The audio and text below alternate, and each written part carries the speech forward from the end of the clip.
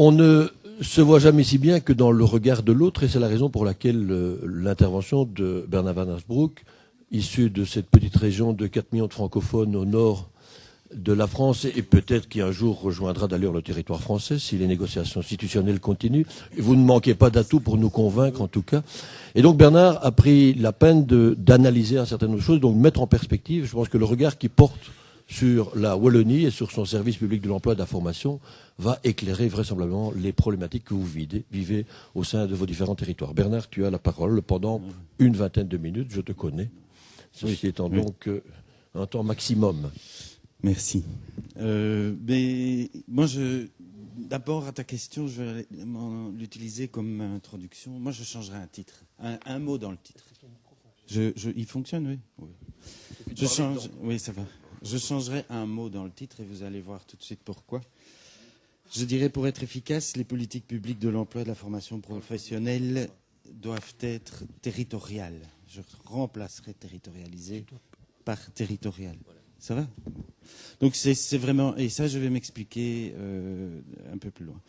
En fait, on a appris hier soir de manière assez remarquable qu'il fallait causer de quoi on cause. Eh bien, on va le faire et je vais parler de politique. Parce qu'effectivement, la décision de l'orientation territoriale de la fonction publique est un choix politique majeur.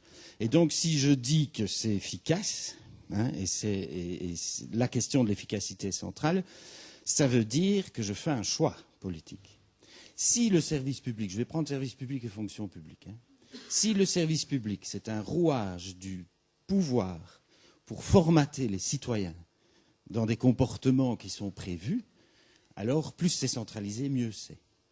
Si par contre, et l'efficacité, c'est celle-là, et vous verrez dans les modèles que je vais vous montrer, on a analysé ces questions-là, si par contre, le service public, c'est une ressource que l'on se construit collectivement pour permettre aux citoyens d'être citoyens dans la cité, à ce moment-là, la territorialisation est tout à fait fondamentale. Et donc, moi, une centaine de cadres, d'experts à la fois à l'intérieur de mon organisation et à l'extérieur, avec des appuis plus académiques de l'Université de Bruxelles, de l'Université du Québec et de l'Université de Valencia, nous avons réfléchi à ça dans notre organisation, comment on va entrer, avoir une politique territoriale de la fonction publique. Et nous sommes calés pour des raisons politiques. D'accord ? Alors, je prends ça. Et puis c'est F5 qui m'a dit le monsieur. Ouais, voilà. Donc, je vais vous présenter un peu la synthèse de tout ce que nous avons fait jusqu'ici. Et on est au début. En fait, maintenant, on aimerait bien passer à l'acte, comme on dit.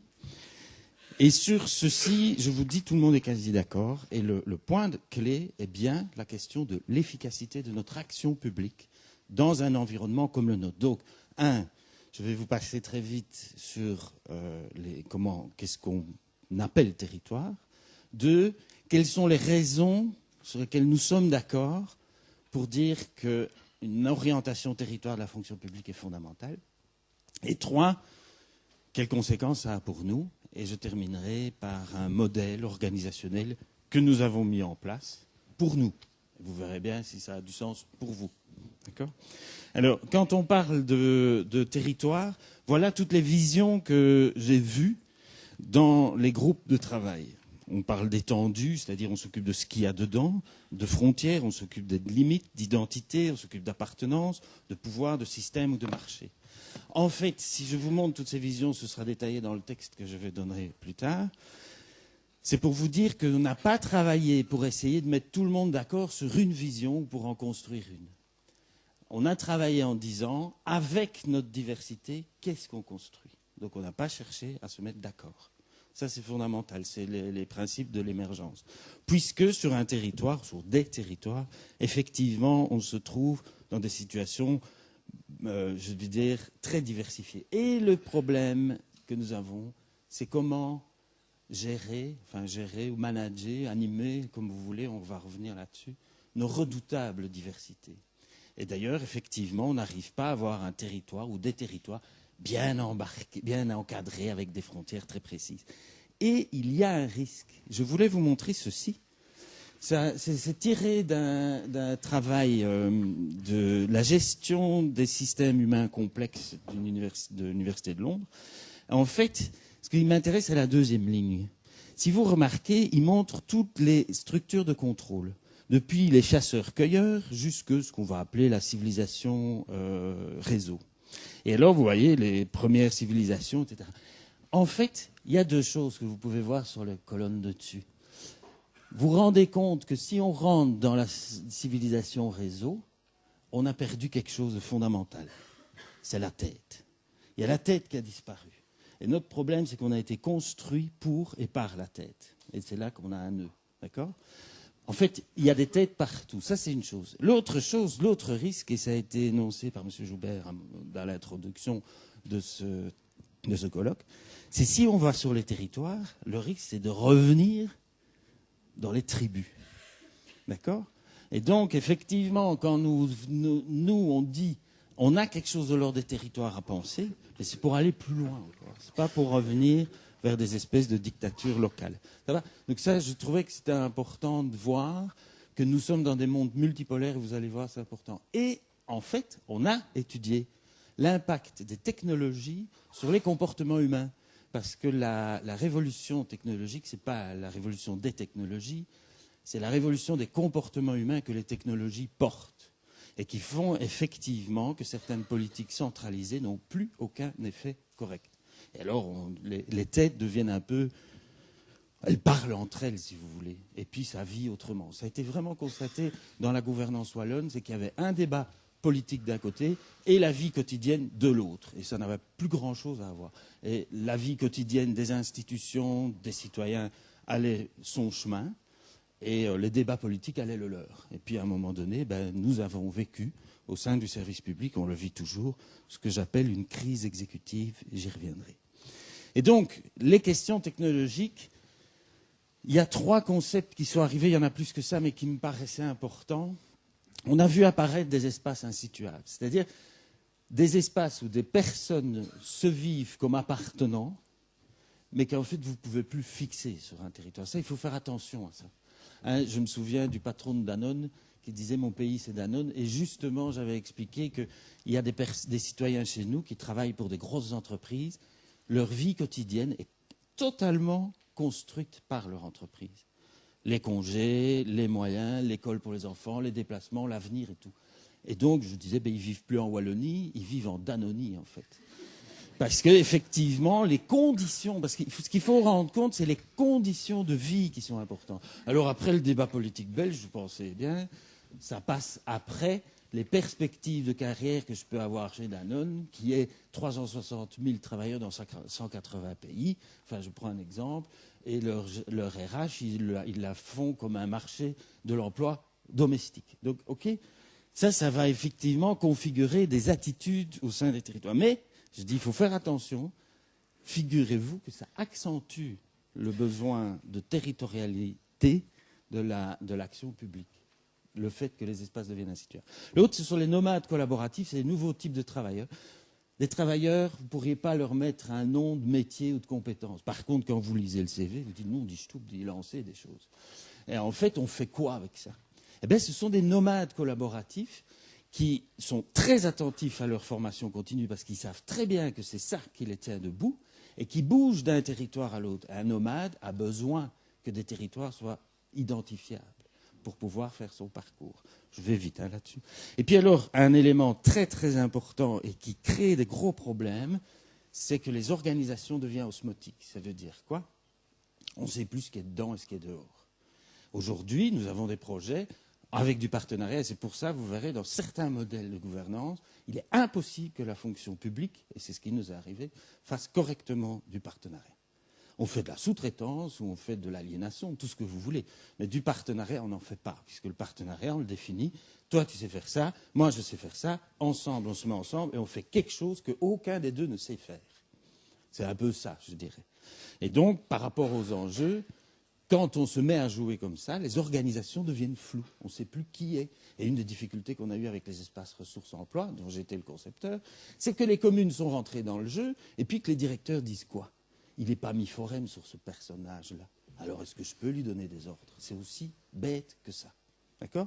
Et là, vous voyez que l'entrée en territoire, ça oblige de passer d'une logique de diriger à une logique de manager. Et pour l'instant, les organisations, on va y arriver, sont fort construites sur la logique. Alors, il y a un paradoxe dans la mondialisation dont on nous dit un peu partout, et il y a des illustrations remarquables au Québec là-dessus, c'est qu'en fait, cette mondialisation qui est effective par l'intégration des marchés, on a des chaînes de valeur transcontinentales, si vous voulez, eh bien, paradoxalement, ça remet en selle le local. Alors, j'ai entendu hier qu'il fallait pas utiliser le local, mais territoire, les territoires. Bon, ces définitions-là, je les laisse flottantes.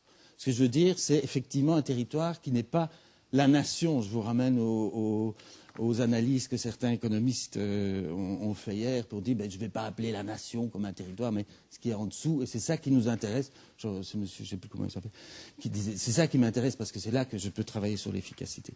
Eh bien, effectivement, le local redécouvre sa force dans cette mondialisation parce qu'il crée une différence. Et on le voit très fort dans les régions, que ce soit en France ou chez nous. Et donc, à un moment donné, Portneuf disait que le net, finalement, c'est la puissance des petits. Et il y a quelque chose qui est un peu, qui apparaît en effet autour de tout ça, ce qu'il va appeler l'or des poussières. On reviendra là-dessus. Alors j'arrive à la question de l'efficacité. Les groupes où on a travaillé, quand on parlait, c'est quoi territorialiser la fonction publique et pourquoi on fait ça? L'OCDE a d'ailleurs posé des questions sur le partenariat en disant vous faites tous du partenariat, ça vous coûte plus cher que si vous ne le faisiez pas. Alors pourquoi vous le faites? Et on a eu des débats assez solides à Paris là-dessus. En fait, les trois types d'arguments forts que j'ai rencontrés dans tous ceux qui collaborent avec moi, un, c'est l'incarnation. En fait, où une politique s'incarne, sinon sur les territoires, c'est ce que mon prédécesseur a dit quelque part.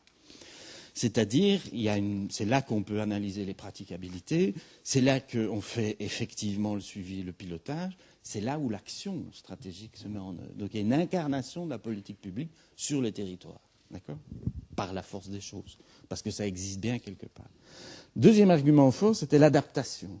Écoutez, dans le monde qui a bougé, comme je vous ai montré, la multipolarité, l'atomisation, les transformations d'appartenance font qu'on doit ajuster les modes d'agir à là où on vit. On est bien dans la logique effective de dire un service public, c'est fait pour et par les citoyens et non pas pour et par le pouvoir sur les citoyens. Ça, c'est un choix politique de base. Et puis, le troisième élément important, et c'est dans la rencontre des trois que l'efficacité émerge, c'est pour ça que je l'ai dessiné comme ça, c'est unir les forces. Alors, c'était fort intéressant dans un atelier d'hier après-midi, Madame Vial qui a montré tout un tableau avec plein d'acteurs partout de la région, avec tous des logos dans tous les sens, etc. Mais en fait, effectivement, la question était de dire, mais cette diversité émergente des territoires, c'est la richesse des territoires, mais on a besoin de coordination. On a besoin de coordination, est-ce que la coordination n'est pas un risque de perdre la diversité, d'accord? C'était un débat qu'on n'a pas achevé. Mais effectivement, ce qu'on dit, c'est unir les forces. On n'unit que des forces complémentaires et diverses. Ça veut dire, effectivement, si vous mettez tout ensemble, sous le même chapeau, vous n'unissez pas les forces. Et vous ne les associez pas. Vous les réduisez, en fait, à une seule ligne. Et donc, il y a toute la question de la gestion de la diversité et du management de la complexité qui devient fondamentale, pas uniquement pour nos régions, mais aussi pour l'Europe. Et ce qui permet d'apporter des réponses. Donc, on arrive à la conclusion que orienter au niveau des territoires, c'est glocaliser la fonction publique. Alors, vous savez, hein, la démarche glocale, c'est de dire je pense global et j'agis local, mais ici, on est dans des organisations. Donc, la question de s'organiser de manière glocale, hein, c'est là le constat qu'on arrive, et vous verrez pourquoi on arrive à ce constat-là, c'est pour soutenir le local dans ses interactions avec les enjeux globaux. Comment la région de Bourgogne s'inscrit dans les grandes mécaniques qui se passent aujourd'hui sur l'intégration des marchés. Comment la Wallonie fait avec sa sidérurgie de base. Les sidérurgistes, les ouvriers de la sidérurgie l'ont vite compris, hein. ils vont plus manifester à Bruxelles, hein, ils vont à Paris pendant un moment donné. Ils ont bien compris le jeu, ils savent bien où ça se situe, d'accord? Donc vous avez bien les questions locales et les questions globales qui se mettent en jeu, et le service public a quelque chose à faire. Et il peut faire le relais vers les configurations du global en fonction des contingences locales. Je vais continuer par rapport à ça, parce qu'effectivement, donc le défi, mais ça c'est aussi un choix. Soit je dis le service public doit être territorial, il est sur le territoire, et donc chaque territoire a son service public. C'est un peu le modèle à l'américaine en fait. Et donc on s'en tape un peu de l'organisation globale, sauf sur certains trucs. Merci. Soit on dit que on dit qu'on a besoin de quelque chose qui va lier le local, les diversités locales dans les enjeux globaux. Et ça, ce sont des questions de gouvernance et de management. Alors, on a vu 3 types de gouvernance. La gouvernance linéaire et correspondant des types de management public. La gouvernance linéaire, c'est le roi pense que c'est bon pour ses sujets et on est prié de le faire partout sur les territoires, qui ne sont plus des territoires, qui sont le royaume du roi. Je vais vite. Et le management, là, c'est exécutif. On m'a dit que je devais faire, et vous faites. Et je fais faire, si vous voulez. Bon. C'est un peu le cas le plus terrible qui existe là-dedans, c'est Adolf Eichmann. Il a organisé une fonction publique extrêmement efficace pour organiser sur des territoires la solution finale. Et c'est ce que Hannah Arendt va appeler la banalité du mal. Il a fait son job, le mec. Et donc, il y a là, effectivement, toutes des questions autour de cette logique exécutive. Ce qu'on voit arriver, ce sont des gouvernances de type régulatrice, où là, le management est organisateur, comme va dire Portnoy notamment, parce qu'il y a beaucoup de références là-dessus. C'est de dire, manager, c'est organiser les meilleures interactions humaines. D'accord? Et ça, alors, on a un management qui se met à organiser, je vais vous montrer les structures. Ou alors on a les réticulaires, j'en ai pas beaucoup trouvé, sauf sur le net et dans la recherche scientifique internationale. Et alors, effectivement, à ce moment-là, le management se met au service de la collégialité de la collectivité et il prend une dimension beaucoup plus médiatrice. Ceci fait que nous ne pouvons pas avoir les mêmes organisations. Dans un management de type exécutif, on va avoir une logique pyramidale et on a le type d'organigrammes qui sont là. Les organisateurs, ils vont déjà être beaucoup plus proches des questions de... On met, si vous voulez, une sorte de table d'assemblage de différents acteurs avec les autres autour qui vont rentrer dans des logiques d'interaction. Si on va vers les médiateurs, vous vous trouvez dans un tout autre monde, ce que j'appelle le modèle Fortis, en fait. C'est qu'on va associer des compétences autour d'une table d'assemblage. Et on ne se retrouve pas du tout dans les mêmes organisations. Et donc, si vous avez une fonction publique de type exécutive ou une fonction publique de type médiatrice, n'avez pas le même management, n'avez pas la même organisation, n'avez pas tout ça. Nous, effectivement, et bon, ça se discute, hein, tout ça, on s'est dit, nous, avec les situations que l'on vit aujourd'hui, on doit passer d'une organisation publique territorialisée, en fait. C'est parce qu'on a des directions régionales. Mais qu'est-ce qu'on fait sur les directions régionales? On distribue l'application de normes globales. Ça veut dire on reproduit. Et donc, on nie l'existence de la diversité des territoires. Et on doit rentrer vers une organisation publique territoriale, c'est-à-dire qui intègre les forces en présence dans les territoires pour le bien-être commun, c'est-à-dire, effectivement, pour répondre aux enjeux de tous. Et alors, je vais terminer pour vous montrer ce à quoi on était arrivé comme modèle, qui n'est encore qu'un modèle. Hein? Oui. En fait, comme on doit faire du local, on a un comité de direction, on l'a. D'accord? Il est même statutaire chez nous. Puis, on veut que les territoires qui s'organisent entre eux, enfin existent, et puissent s'intégrer dans les décisions complètes entre les citoyens, les particuliers, les entreprises, et ce qu'on a appelé les clients politiques, les décideurs politiques, puisque effectivement, pour eux, c'est une ressource aussi que les territoires soient reliés pour avoir une politique qui a quand même un sens par rapport aux réalités vécues. Et donc, la question, c'est que les tables de territoire, il y en a plusieurs. Elles sont profondément mixtes, et elles vont être différentes d'un territoire à l'autre. Et alors, on met une structure de connexion entre les structures centrales, si vous voulez, de l'organisation et les territoires, où tout le monde peut se rencontrer. Je vais un peu vite là-dessus, parce que c'est un schéma qui a du sens chez nous. Et alors, ce qu'on est occupé à faire maintenant, c'est travailler tous les processus de pilotage. Parce que ce n'est pas parce qu'on a créé des tables que ça fonctionne. Hein. Donc il y a toute la question de pouvoir travailler actuellement les processus qui sont là autour. Mais où est le problème? Puisque quand on dit maintenant, allons-y, les territoires ne demandent pas mieux que de s'organiser, hein, en tout cas certains, c'est très très clair. On arrive à une logique du service public soutenant, c'est comment je vais soutenir les territoires pour qu'ils puissent sortir leurs forces. C'est la même question qui a été posée hier avec l'éducation, hein, chez Jacques Otto. Qu'est-ce que je fais pour que la puissance de l'intelligence du citoyen puisse se développer? Et donc on en est là. Parce qu'il y a une question qui n'est pas réglée actuellement et qui est une question politique. C'était celle du début que je vous ai dit. Voilà, je vous remercie.